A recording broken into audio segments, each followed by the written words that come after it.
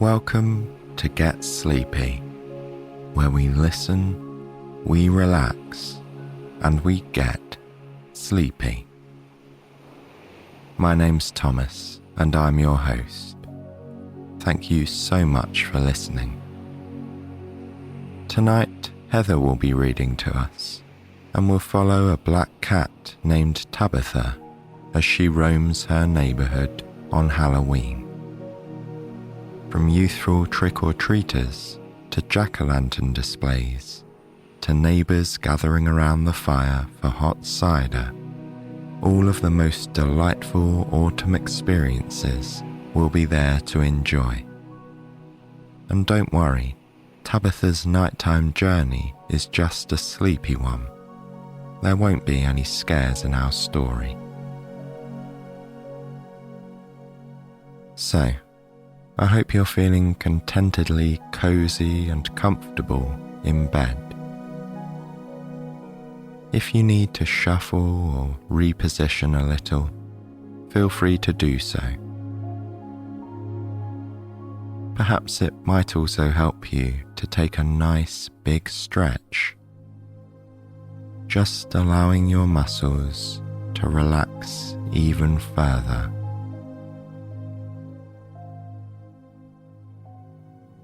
Whatever takes you deeper into relaxation and rest, follow it without resistance.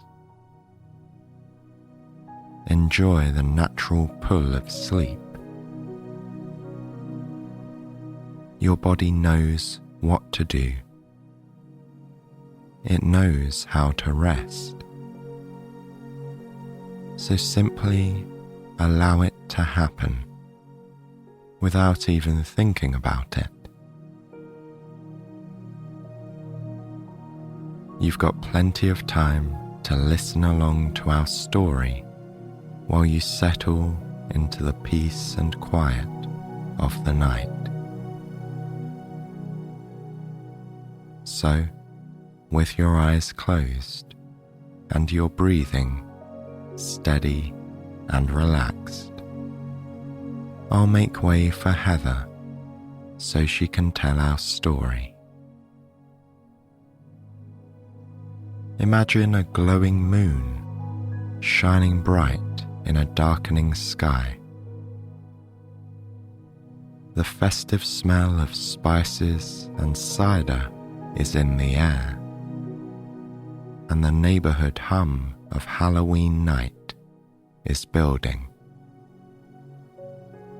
This is where our story begins.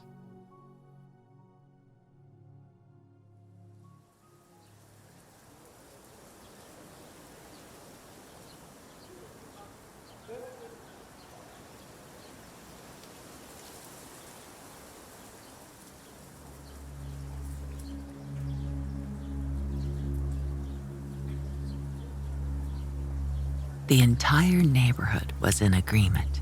It was a splendid night for Halloween. The crisp autumn air was filled with the earthy scent of fallen leaves and wood smoke. There was just enough of a chill for cozy sweaters to be worn and for blankets to be brought out onto the porch. The October breezes blew ever so slightly, making the trees whisper all at once, as if they were sharing secrets with one another. Tabitha perched on the wide front steps of the house, watching the street. The deep golden hue of the setting sun shone on her glossy black coat, and her whiskers were twitching with concentration. She was closely monitoring a bold black crow sitting on the fence at the edge of the yard.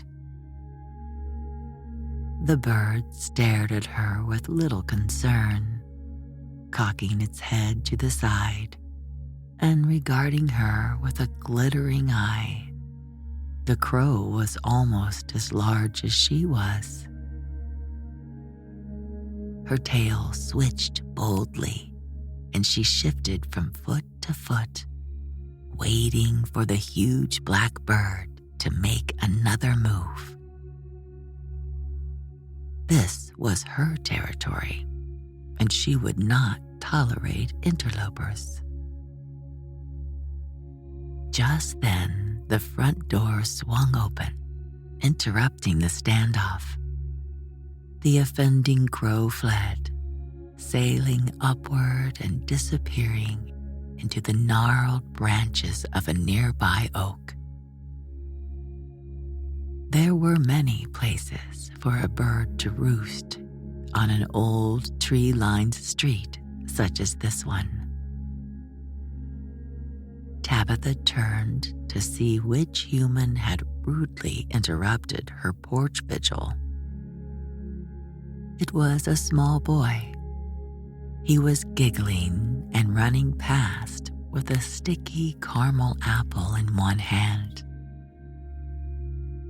The other little fist held a white sheet, which he was now dragging across the planks of the porch. "William," a woman's voice called through the window, "come back here right now. You'll get sticky caramel all over your ghost costume." Tabitha turned to look in the direction where William had disappeared, crunching recklessly through the ankle-deep leaves. He had gone around the back of the house. She heard the woman walking across the hardwood floors and opening the back door in search of her mischievous son. Tabitha turned her attention to a man across the street who was placing luminaries down the entire length of his front walk.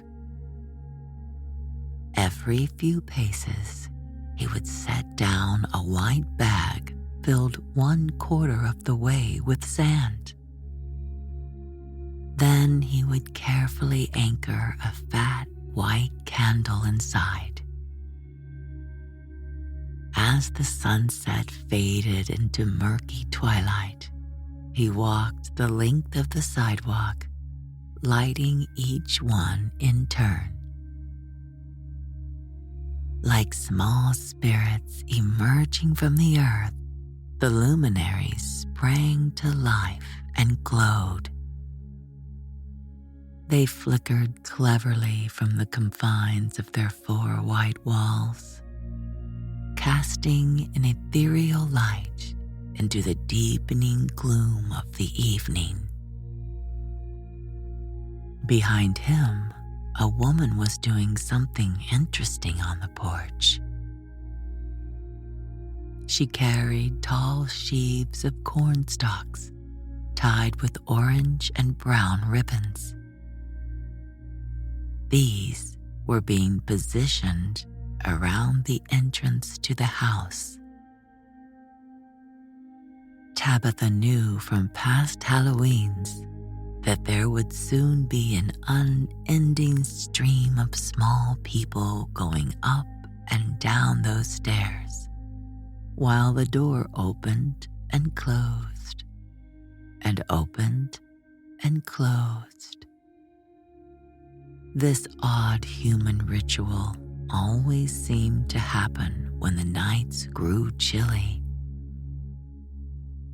Her humans wouldn't notice if she prowled the neighborhood a little longer this evening. Darkness fell quickly at this time of year. Tabitha's senses were almost fully alive when the world was preparing for this inevitable hibernation. Late October was when it was cool enough to roam around in the evening. Her black coat was enough protection from the chilly temperatures to keep her warm and limber. Regardless of the season, nighttime was when she made her rounds of the neighborhood, This was her dominion, and she made sure it stayed that way. Descending the porch steps, Tabitha sauntered over the uneven flagstones of the front walk and slipped through a small cat-sized gap in the picket fence. A squirrel chattered at her from a nearby sugar maple tree. But she paid it no mind. She wanted to visit the neighbors and see what their dog was up to. She paused and sat squarely in front of the grand Victorian house next door. Its turrets soared upward into the darkening sky, backlit by a nearly full moon. Candles flickered in each and every window, and the porch was decorated with a merry-looking skeleton and a couple of hay bales. Tabitha walked shamelessly across the yard and installed herself directly on the porch, facing the front entrance. In moments, a small poodle appeared, nose pressed against the glass dorm door, tail wagging madly. She knew the dog was barking up a storm inside the house, but she could hardly hear it. Delighted by the poodle's annoyance, she casually looked away, signaling that she could not care less.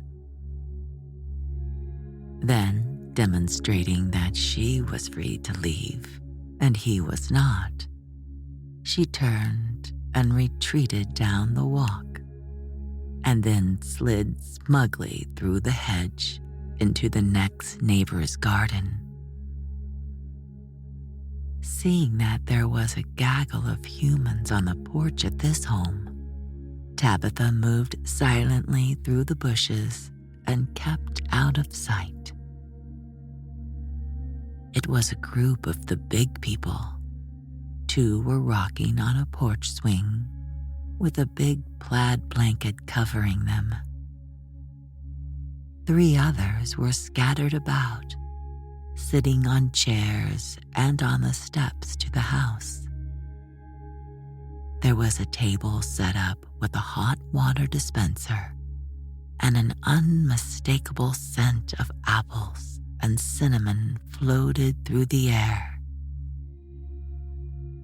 The people were talking in low voices and laughing quietly about something.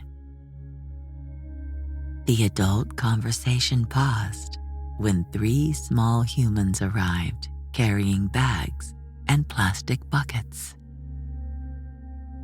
One of the children was dressed as a witch with a traditional tall, pointy black hat. She was wearing a black dress and looked every inch of the part, except for the bright pink sneakers peeking out from the hem of her dark robes. Next to her was a smaller boy dressed as a pirate. He had a gathered white shirt and a pair of black pants on, with a large red scarf that looked like it may have been borrowed from his mother's closet. His felt hat had a skull and crossbones on it. The only flaw in his costume was his eye patch, which had proved to be more trouble than it was worth. It seemed that he needed to be able to see to avoid tripping on the uneven sidewalk in the dark. Accompanying the witch and the pirate was a very young girl wearing black cat ears and a tail. She had a pink nose and whiskers painted on her round face. Tabitha gazed at her with cat-like disdain. The three children approached the adults on the porch and chorused, "Trick or treat." At this, the man sitting on the steps picked up a nearby bowl and held it out for the ragtag crew. "Happy Halloween," he replied. The children huddled around the bowl, politely taking only 1 or 2 pieces of candy each. Then they waved and made their way back down the walk, comparing notes about which treats they had selected. The girl dressed as a cat accidentally stepped on her own tail, but managed not to detach it.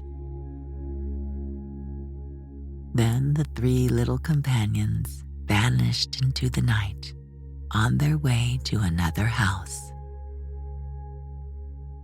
Tabitha trotted out of the ledge and followed the flagstone path out the front gate and back to the sidewalk. Looking up and down the street, she could now see small shapes moving everywhere in the gloom.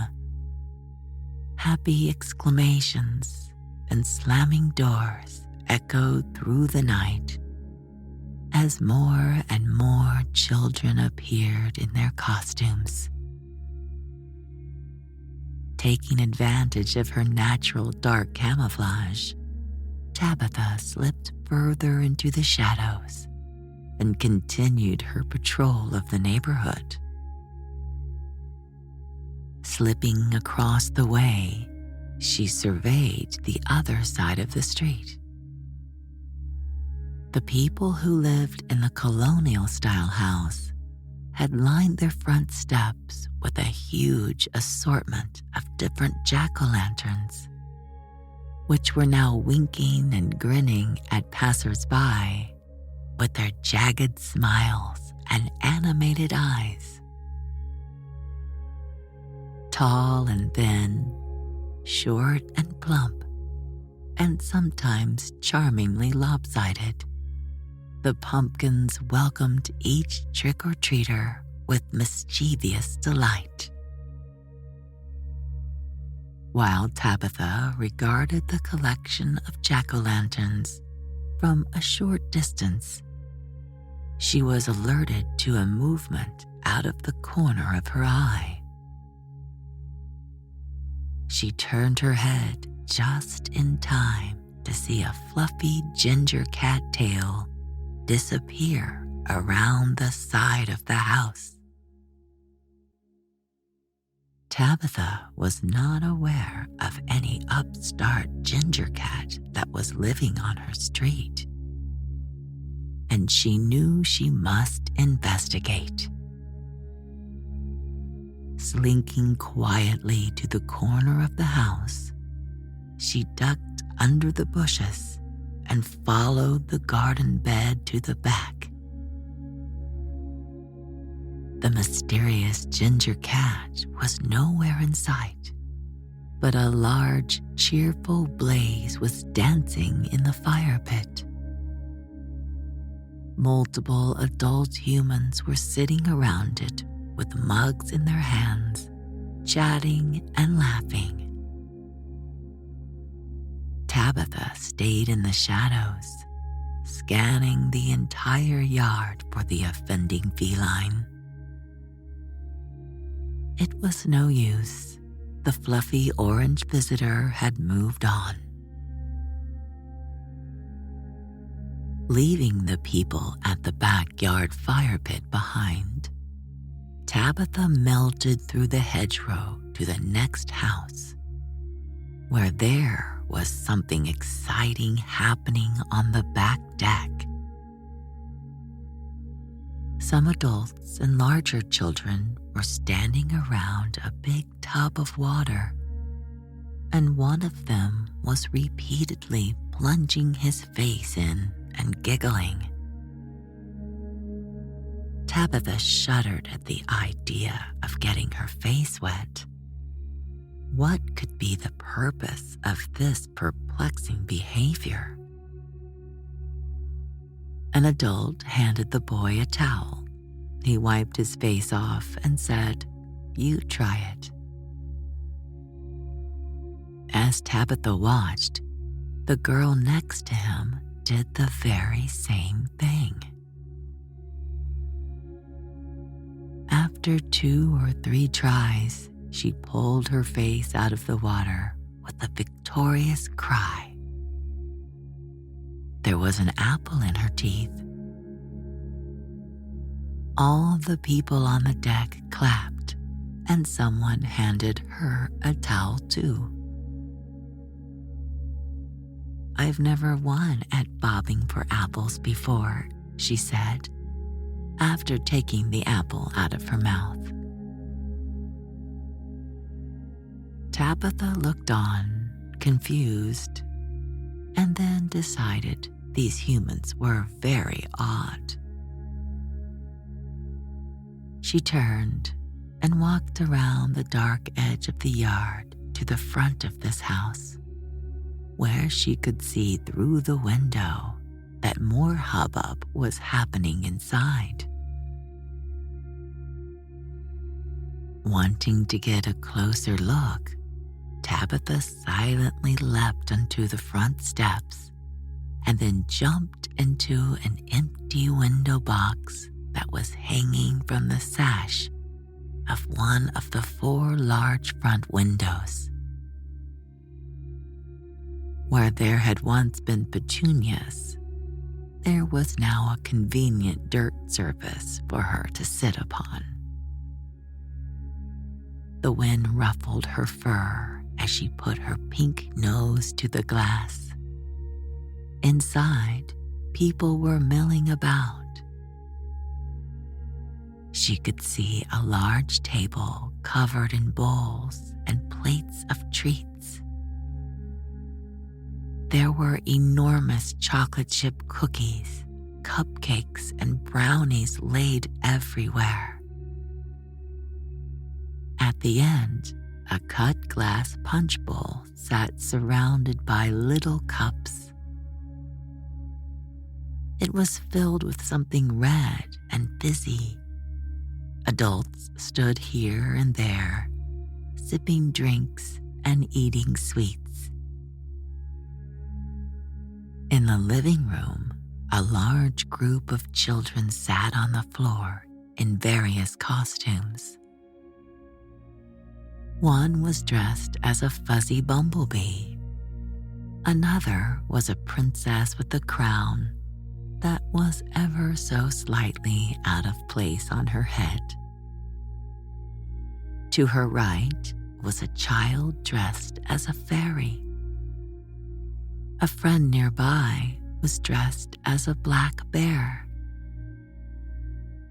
Unfortunately for the bear, the fairy was obviously feeling a bit overexcited and kept poking him in the back with a sparkly wand.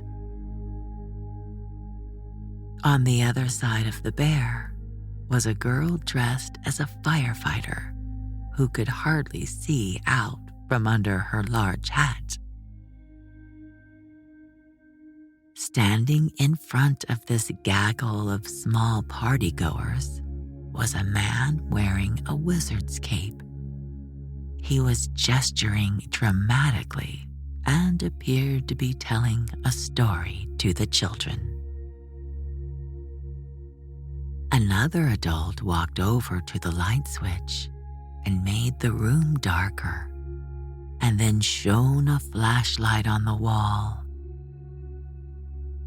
The man in the wizard cape raised his hand and made some shadow animals in the flashlight beam. At this, several children clapped with delight and laughed. Tabitha noticed that the bear was getting tired, despite being surrounded by all that noise. even though his fairy neighbor was poking him with the sparkly wand. He had toppled himself over and looked like his eyelids were heavy. The hour was getting a bit late for the small humans to still be active. There was a movement behind Tabitha, and she turned to see what it was. Again, she spotted the ginger cat she'd been following. He was sitting boldly in the middle of the front walk, staring at her with yellow-green eyes.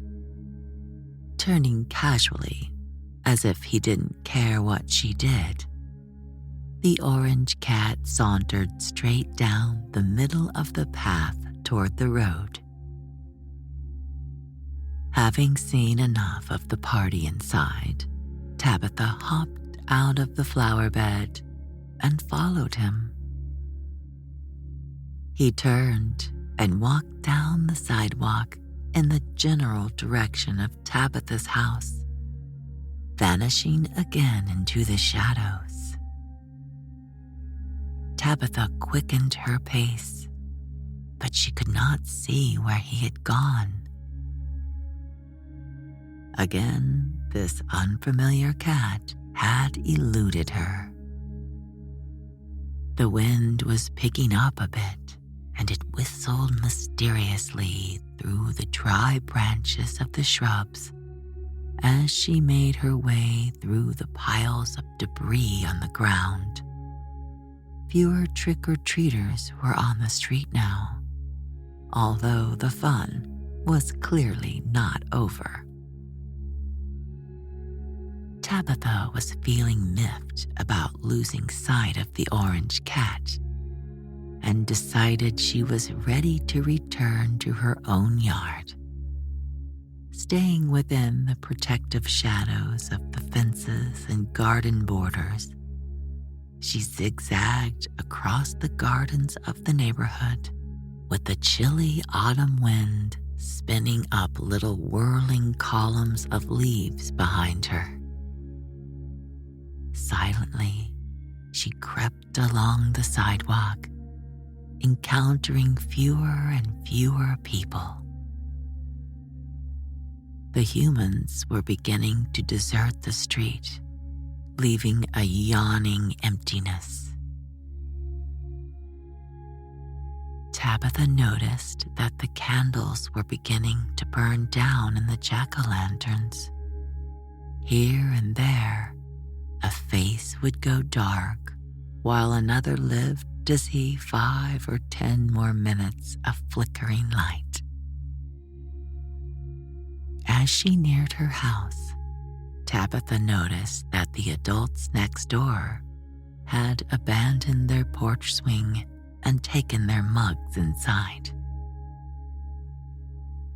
2 older children knocked on the door, and it opened, golden light flooding the porch from the brightly lit rooms inside.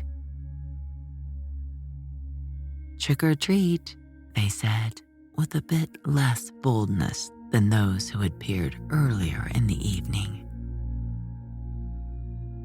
The man inside dropped a fistful of candy in each of their bags. "You cleaned us out," he said with a smile. "Happy Halloween." The 2 children thanked him and walked slowly back to the gate. Waving to each other, they parted and disappeared into separate houses nearby. Their adventures for the evening concluded. As Tabitha watched, the man across the street from her home emerged from his house and went up and down his walk. He stopped at each luminary, carefully picking up the remainder of the stubby white candle inside and extinguishing it. One by one, bit by bit, the glowing white squares winked out. Then he walked onto the porch, took a last look up and down the street, and disappeared into his house. The porch light went out, and more lights inside switched on. Tabitha strolled through the cat-sized gap in her own picket fence and headed to the back of the house, where she knew her cat door would allow her to let herself inside. The yard was very dark now, since the moon had been covered by clouds. The wind was whipping at the last of the leaves that were still clinging to their branches in the night sky. As she turned toward the door, she was surprised to see that the orange cat was there, sitting right on her very own deck in front of her own door. This big ginger cat was just looking at her. Tabitha froze, feeling all her hairs rise. Then the cat stood up and slowly walked toward her, moving smoothly and confidently. He came right up to her and extended his nose to her and sniffed politely. As if it satisfied that she was a friend, he turned and melted away into the recesses of the garden. Tabitha saw just a flick of his fluffy striped tail, and the cat was gone, as if he had been no more than a ghost. Tabitha stood a few minutes more, sniffing at the brisk night air and the subtle Halloween smells. Gray clouds scuttled restlessly across the sky, further dimming the moonlight. A squirrel chattered restlessly from the treetops. An owl hooted as if to say, "Your day is done. Now it is my time." At this moment, Tabitha knew that she was finished patrolling the neighborhood. What she wanted was her cozy bed and the homey welcome on the other side of the cat door. Leaving the mystery of the orange cat and the moonlight and the owl and the festivities behind, she slipped through the flap at the back of the house and into the warm kitchen, where there was always a light on over the sink.